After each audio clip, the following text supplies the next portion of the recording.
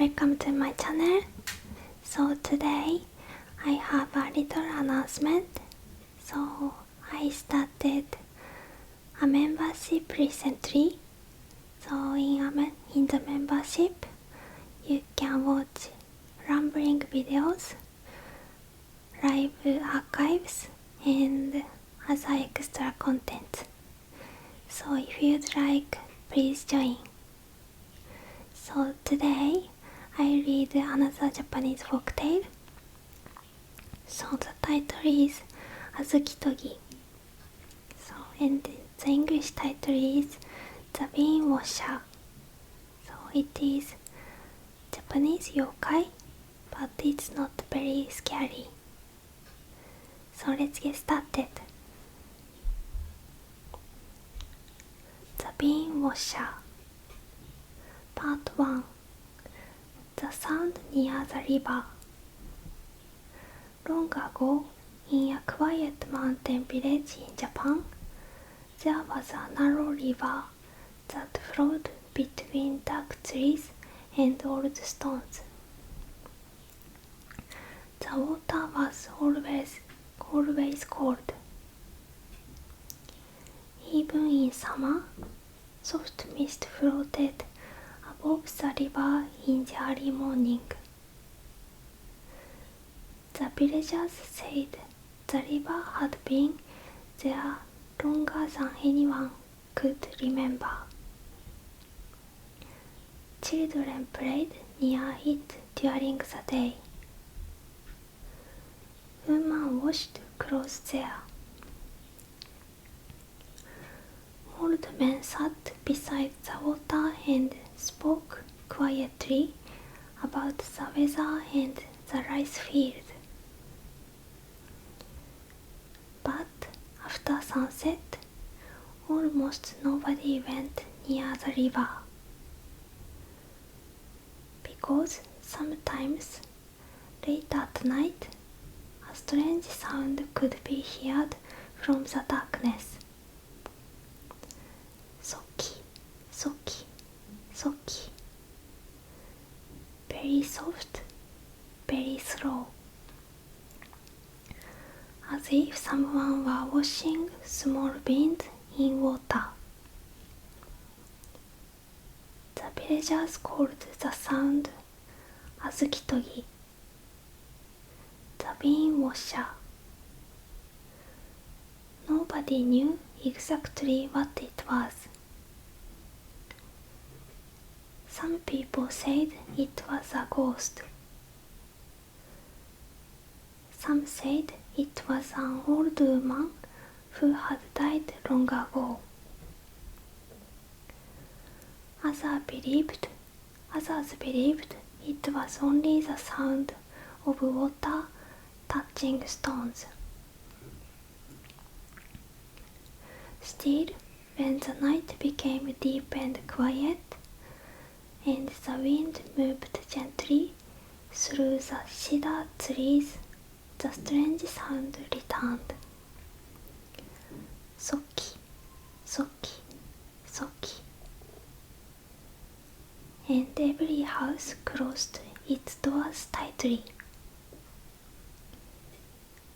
Every lantern was put out early. Every child was told the same thing. Do not go near the river at night. In the village lived a young man named Haru. Haru was kind and calm. He worked in the rice fields with his father during the day, and at night he often sat outside looking at the stars. Unlike the other villagers, Haru was not easily frightened. He listened carefully whenever people spoke about the bean washer. An old fisherman once said, "I heard it very close to my boat one night. The sound followed the river. The sound followed the river. Another villager whispered, "My grandfather saw a shadow crouching beside the water many years ago." An old woman shook her head slowly. No good comes from listening to that sound. But Haru remained curious. One evening in early autumn, rain fell softly over the village. The roofs glistened in the fading light. Drops of water slid slowly from bamboo leaves. Inside the houses, warm dinners were being prepared. The smell of soup and grilled fish drifted through the air. Haru sat near the window of his home, listening to the rain. Then, faintly, from somewhere beyond the fields, he heard it. Soki, soki, soki.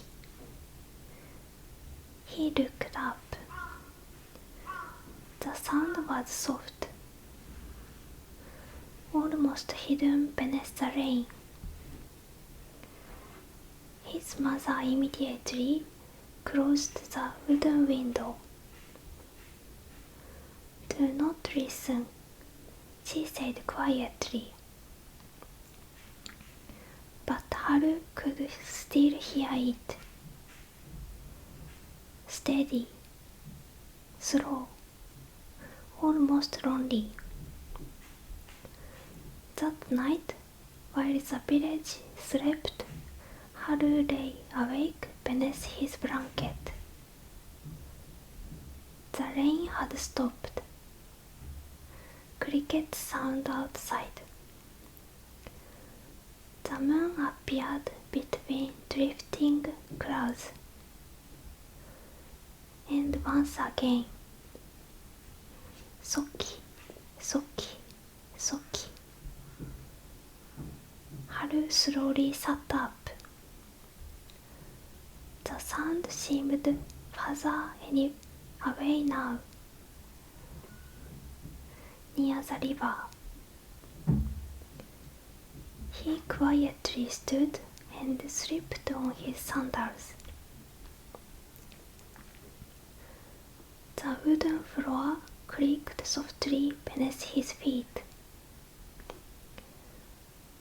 His father stirred in his sleep but did not awake.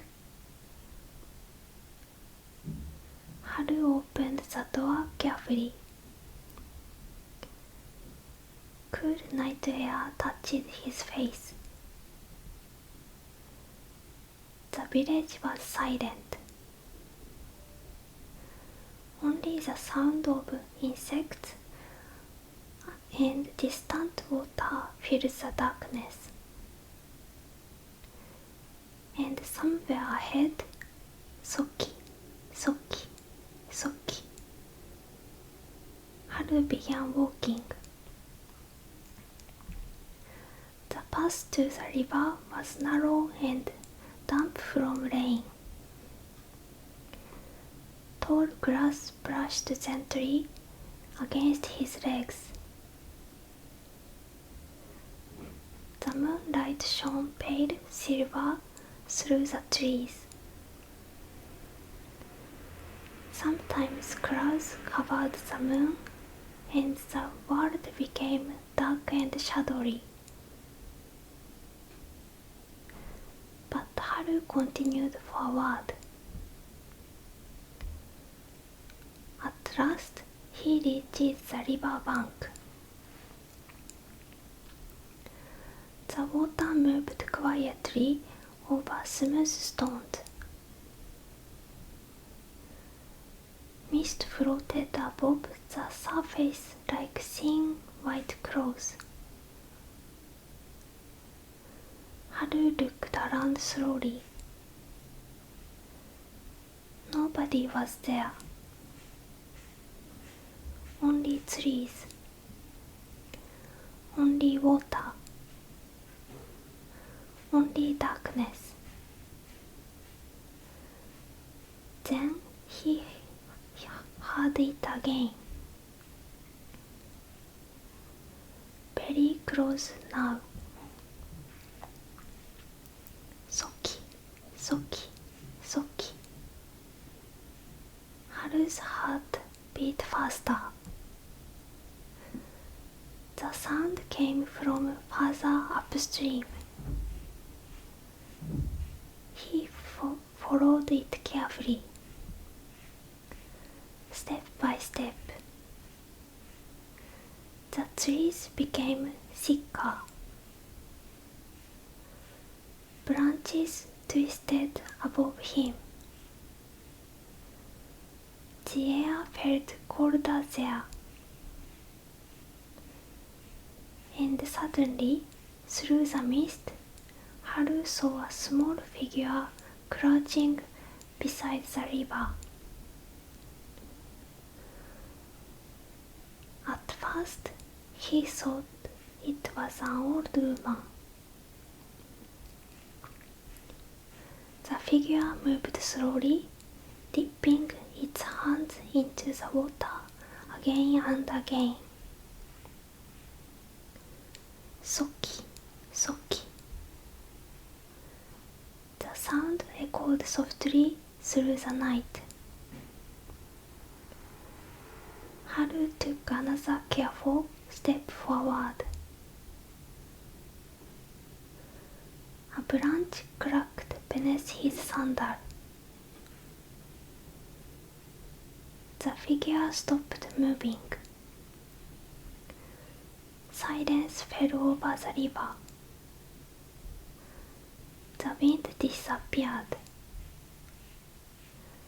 Even the insects became quiet. Very slowly, the figure turned its head toward him. Haru froze. The face was hidden beneath long wet hair. Its arms looked thin and pale in the moonlight. Water dripped slowly from its fingers.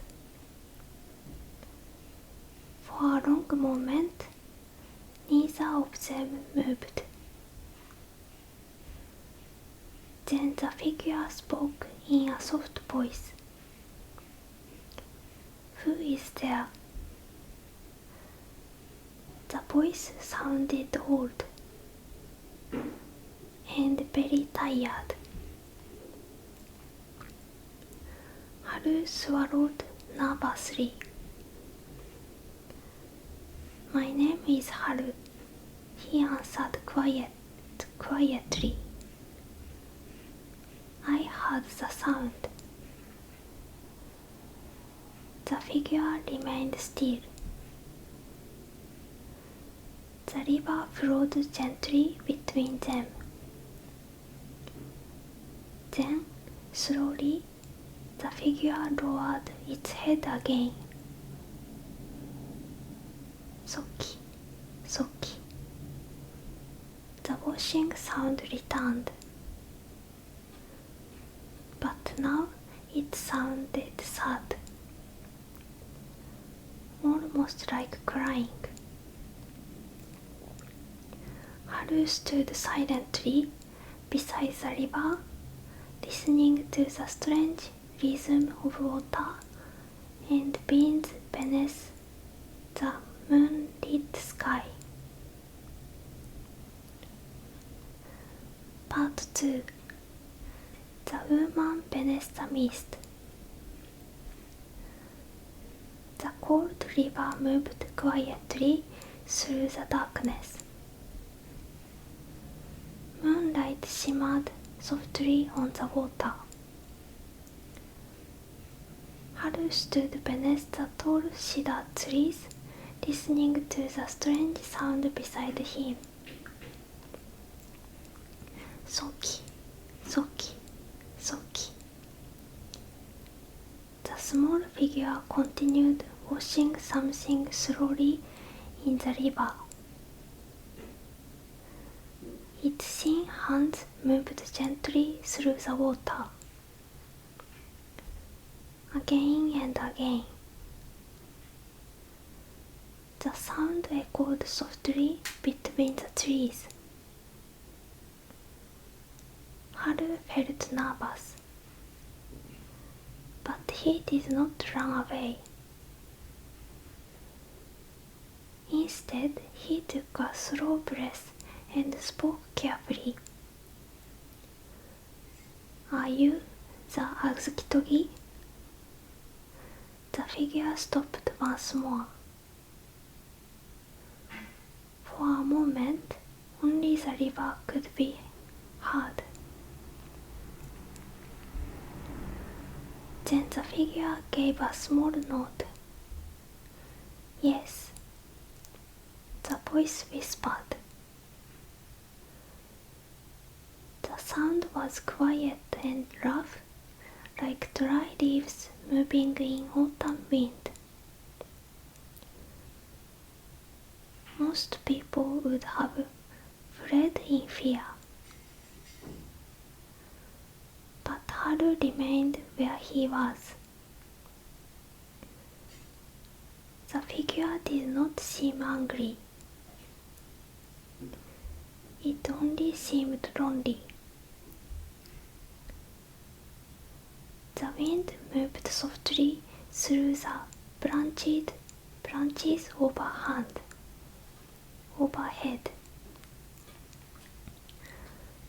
Mist drifted across the river bank. Haru looked carefully at the figure again. Long black hair covered most of its face. Its clothes were old and soaked with river water. Small red beans rested in a wooden bowl beside it. The creature gently moved the beans through the water again. Soki, soki. Why do you wash beans every night? Haru asked quietly. The figure's hand slowed. For a long time, it said nothing. Then finally, in a soft voice, it answered. Because I cannot stop. Haru frowned slightly. What do you mean? The figure lifted its pale face a little. In the moonlight, Haru could finally see its eyes. They looked tired. Very tired. I made a promise long ago, it said. And now I remain here. The river flowed softly beside them. Far away, an owl called once through the forest. Haru sat carefully on a nearby stone. The night air felt cold against his skin, but he wanted to listen.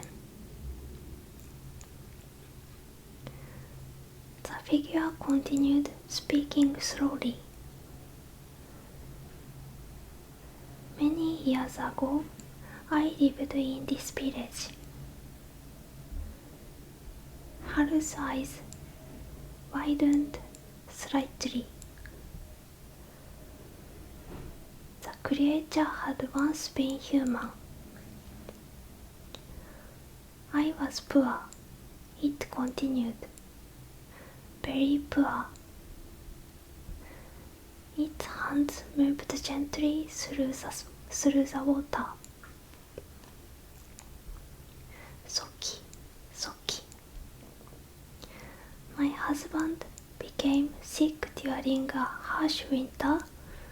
We had little rice, little firewood, little hope. The creature's voice shook softly. I gathered azuki beans every day and made soup for him. I washed them here in this river. The wind rustled through the grass. The sound felt soft and distant. But one night, the figure whispered. The snow became too heavy. Haru listened quietly. My husband asked me for a warm soup.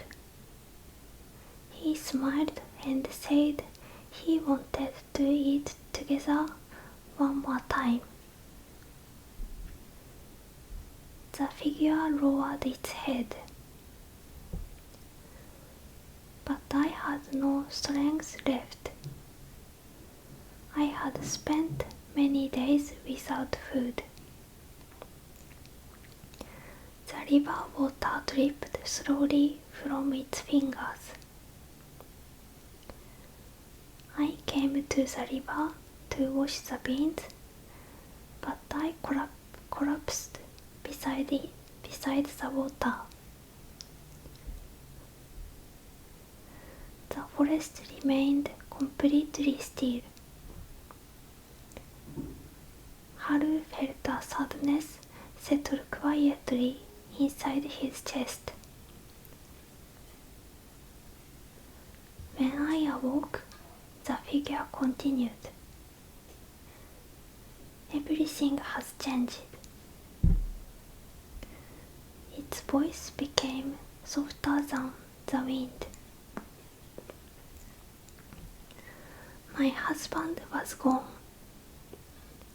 The winter had taken him. The creature's thin shoulders trembled slightly,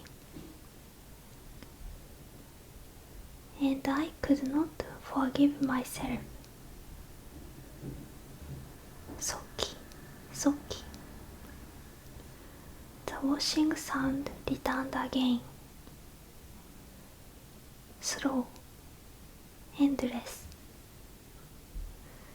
So every night, the figure whispered, I return here to finish preparing the beans I could never bring home. Haru looked down at the dark water. The story felt heavy and lonely. But the creature's voice held no anger, only regret, only sorrow that had continued for many years. The moon drifted behind clouds. Darkness covered the river bank. For a while, neither of them spoke. Then Haru quietly asked, Why do the villagers fear you? The creature gave a faint smile. because people fear lonely things. The answer disappeared softly into the night air. Haru thought about the stories he had heard since childhood. Terrible stories, frightening stories. But sitting here now beside the river, the Tsukitogi did not seem like a monster. It seemed like someone who had simply never been able to rest. The creature suddenly looked toward the village. "You should go home soon," it said quietly. The night grows deep. But Haru shook his head gently. "I was to stay a little longer." The figure stared at him silently. No villager had ever spoken to this way before. No one had ever stayed. The river continued flowing beneath the pale moonlight. After some time, Haru noticed the creature's hands trembling from the cold water. Without thinking, he removed the small cloth towel hanging from his shoulder. "Here," he said softly. The creature stared at the towel in surprise. "I do not need it," it whispered. "But your hands look cold." For a moment, the figure did not move. Then slowly, carefully, it accepted the towel. Its pale fingers touched the cloth gently, as if it had forgotten what warmth felt like. "Thank you," it whispered. The words were almost too quiet to hear. The wind softened. The trees swayed gently above them. And for the first time since Haru had arrived, the strange fear around the river seemed to fade. The Tsukitogi placed the towel beside the wooden bowl. Then it looked toward Haru once more. "You are kind," it said. Haru smiled a little.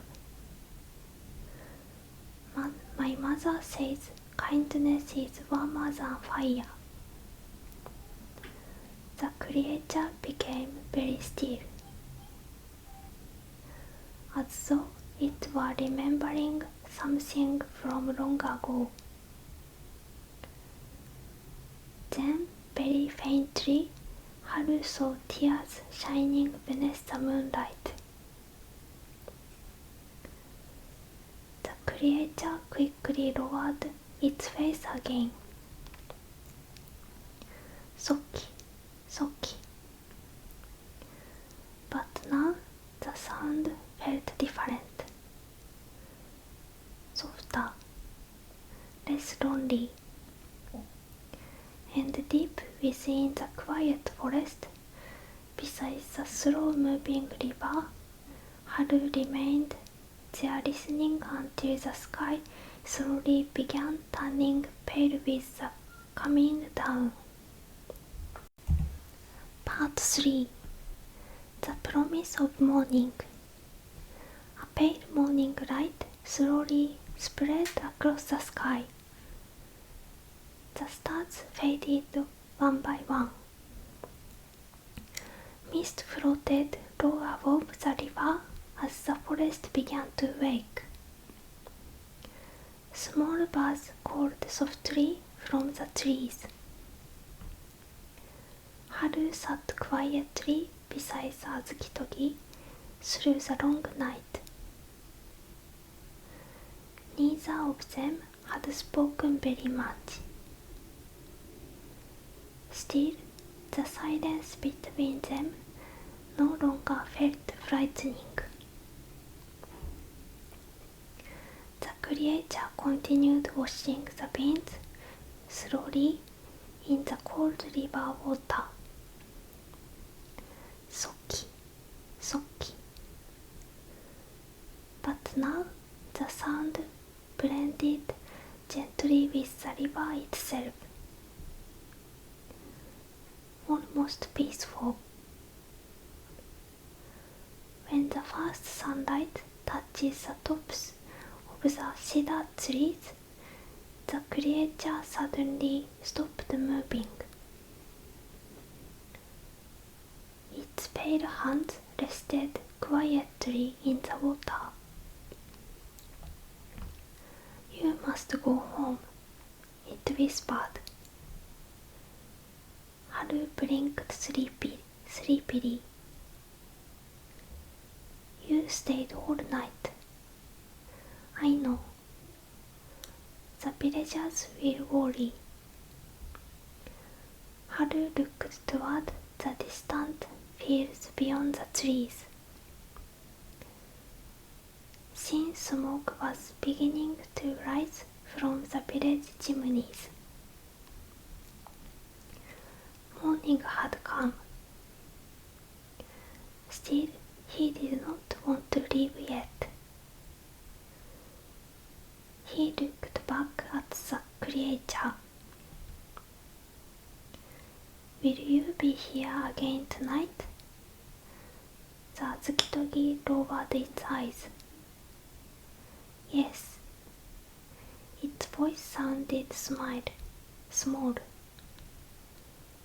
"As always." Haru stood slowly. His legs felt stiff from the cold night air. For a moment he hesitated. Then he asked quietly, "Is there any way for you to rest?" The creature remained silent. The river flowed softly around the stones. Finally, it answered,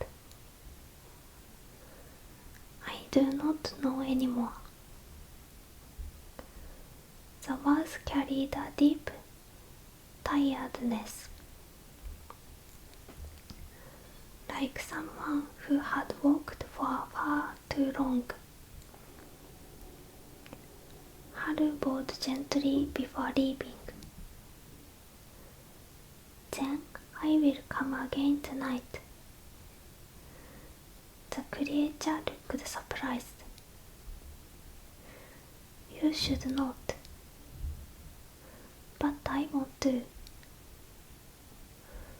For the first time, Haru saw faint warmth appear in the creature's sad eyes. Then slowly it nodded. Haru followed the narrow path back towards the village.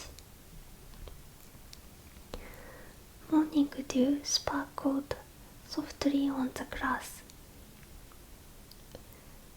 The air smelled fresh after the night rain.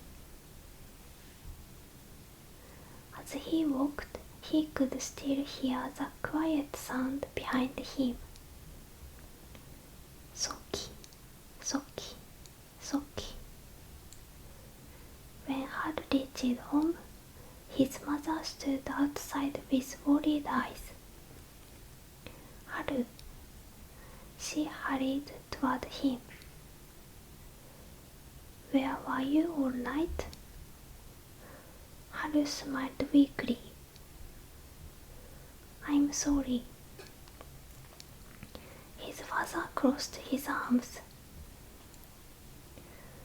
You went to the river, don't you? Haru paused. Then slowly he nodded. His mother's face turned pale. You heard it? Yes. You came back safely? Yes. The villagers nearby began whispering among themselves. People stepped closer to listen. An old fisherman shook his head. You are lucky, he muttered.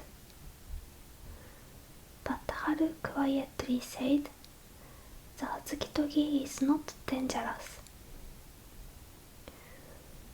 The whispers immediately grew louder.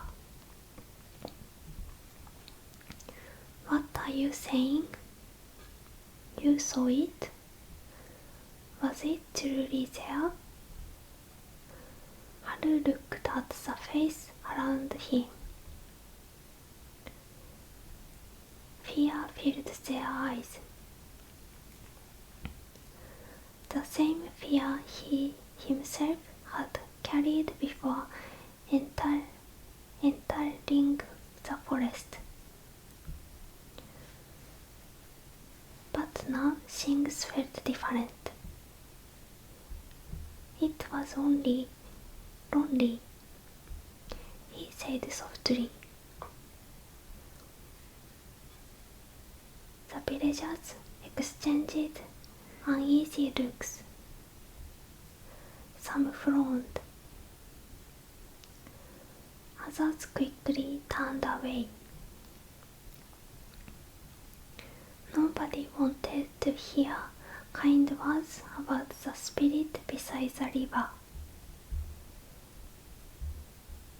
That evening, dark clouds drifted slowly across the mountains. Rain threatened once again. Inside his home, Haru wrapped rice balls carefully in cloths. His mother watched him nervously. You are going back? Yes. She lowered her gaze sadly. Haru, some spirits should be left alone. But Haru remembered the creature's tired eyes, its trembling hands, its endless washing beneath the cold moonlight. I think being alone is what hurts it most, he answered quietly. His mother said nothing more. When night finally came, Haru walked once again towards the river. The forest felt less frightening now. The trees swayed gently in the evening wind. The river glimmered silver beneath the moon. And there, beside the water, sat the Azukitogi. Soki, Soki. The creature looked up as Haru approached. You returned. I said I would. Haru sat beside the creature and carefully unwrapped the cloth bundle. I brought food. The Azuki-togi stared silently at the rice bowls. I cannot eat human food anymore, it whispered. That's okay, Haru replied gently. You can still sit with me while I eat. For a moment, the creature seemed confused. Then Haru smiled softly and took a bite. The river continued flowing peacefully nearby. The creature watched quietly, and after some time it spoke. It has been many years since someone sat beside me. Haru swallowed slowly. Were you always alone? The creature nodded faintly. People heard the sound and ran away. Soki, Soki. Its hands moved through the water again. But even after this, it whispered, I still feared silence. The wind moved softly through the forest. Haru listened carefully. I think, he said slowly, that maybe you stayed because you had never become calm. The creature looked at him. Moonlight reflected in its dark eyes. My grandmother used to say something. Haru continued quietly. She said sorrow becomes heavier when carried alone. The Azuki-togi's hand stopped once more. The forest became still. Then, after a long silence, the creature asked softly, Do you think someone like me can still find peace? Haru looked towards the slow river. The water never stopped moving. It simply continued forward. Again and again. Gentle, steady. I think so, he answered. The creature lowered its head. And this time, when the tears fell from its eyes, they disappeared quietly into the flowing water below. Part 4. The river that kept flowing. The river moved softly beneath the moonlight. Cold water slipped around the stones with a quiet, endless sound. Haru and the Azuki-togi sat together beside the river for many nights after that. Sometimes they spoke. Sometimes they simply listened to the wind moving through the cedar trees. The creature still washed the beans each night. Soki, Soki, Soki. But little by little, the sound changed. It no longer felt empty. The sadness inside it slowly became gentler. Autumn deepened around the village. The mountain leaves turned red and gold. Cool air drifted through the fields every morning. At night, the stars looked brighter than before. Haru often brought small things to the river. Warm tea in a bamboo flask. Sweet potatoes wrapped in cloth, sometimes flowers from the hills. The Azukitogi always looked surprised. No one had offered kindness to it for a very long time. One evening, while soft rain fell across the forest, the creature spoke quietly. I barely remember my own face now. Haru looked at the dark river water beside them. You do not need to remember everything, he said softly. But memories are all I have left. Rain tapped gently against the leaves overhead. The creature lowered its gaze. I was afraid, it whispered. Afraid that if I stopped washing the beans, I would disappear completely. Haru listened carefully. The words felt heavier than the cold night air.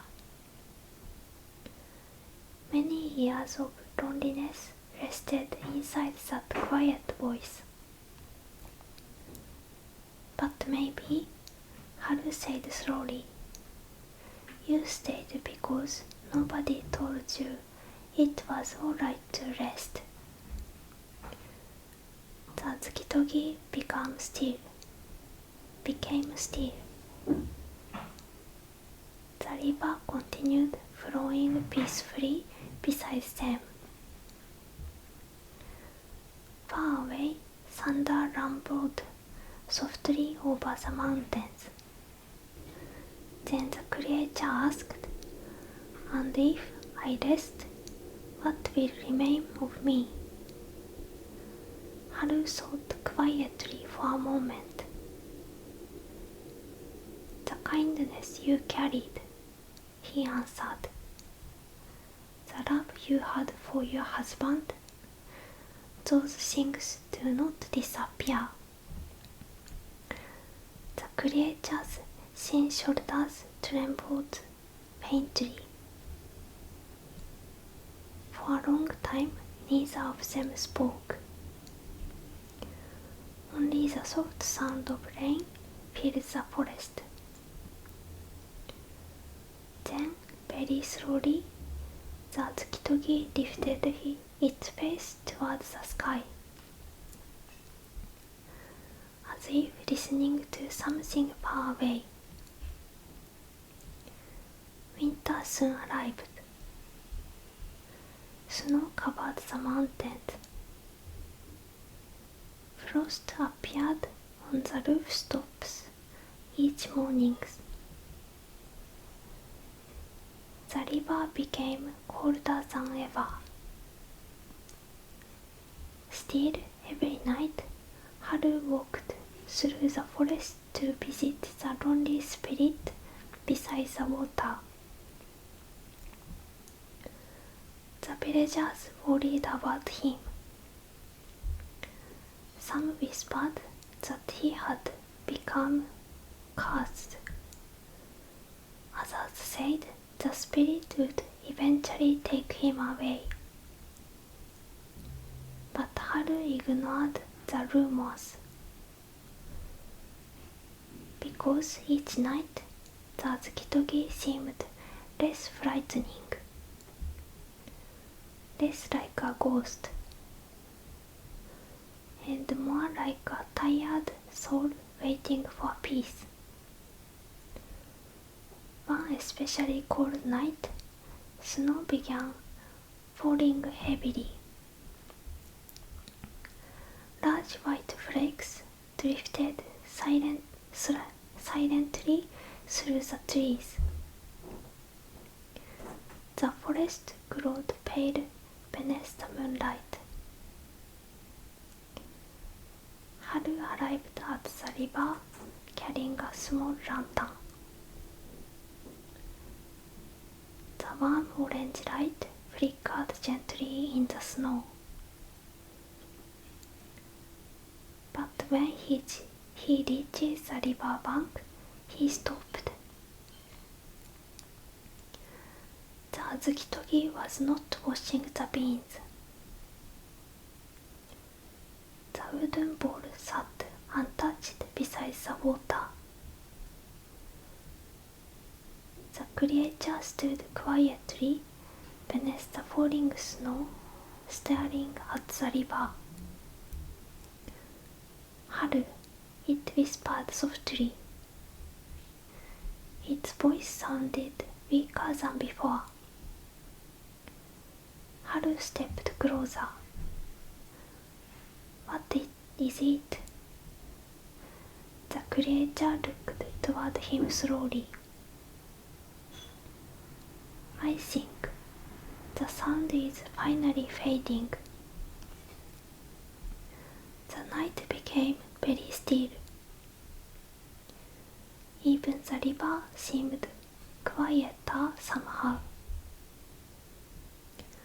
Haru's chest tightened. The azukitogi looked peaceful for the first time. Not sad, not frightened, only calm. The snow drifted gently around them. I remembered something tonight. The creature whispered. What did you remember? My husband's voice. A faint smile appeared beneath the long dark hair. He told me once that spring always returns even after the longest winter.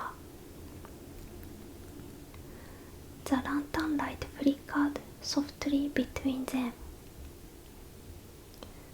The creature looked down at its pale hands. No one had spoken kindly to me for so many years, it said. I forgot warmth could still exist. Haru felt tears gather quietly in his eyes. The azukitogi stepped closer to the river one last time. The water reflected the falling snow like tiny stars. Then slowly, gently, the creature placed both hands into the river. Soki. Only once. A single soft sound. Then silence. The wind moved peacefully through the cedar trees. The creature closed its eyes. And little by little, its form began to fade like mist beneath morning sunlight. The long wet hair disappeared fast. Then the pale hands. Then the quiet shadow beside the river. At last, only the softly falling snow remained. Haru stood silently beneath the winter sky. The river continued flowing beside him. Gentle, steady, endless. And so, the strange washing sound never returned after that night. The villagers sometimes said the river felt different afterward. Softer somehow. Kinder. Years later, Haru became an old man. Children often gathered around him during winter evenings to hear old stories beside the fire.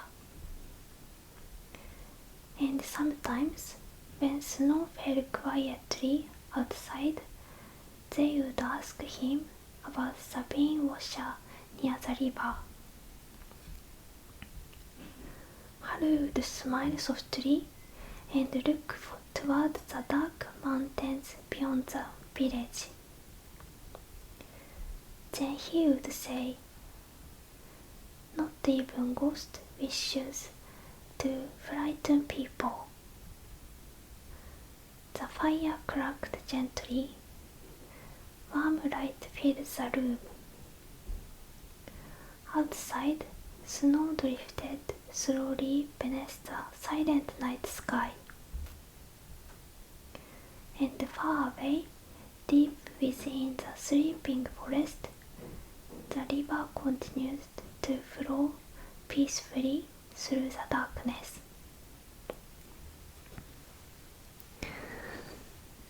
So the story is finished. So it is sad and lonely story, isn't it? So thank you for watching.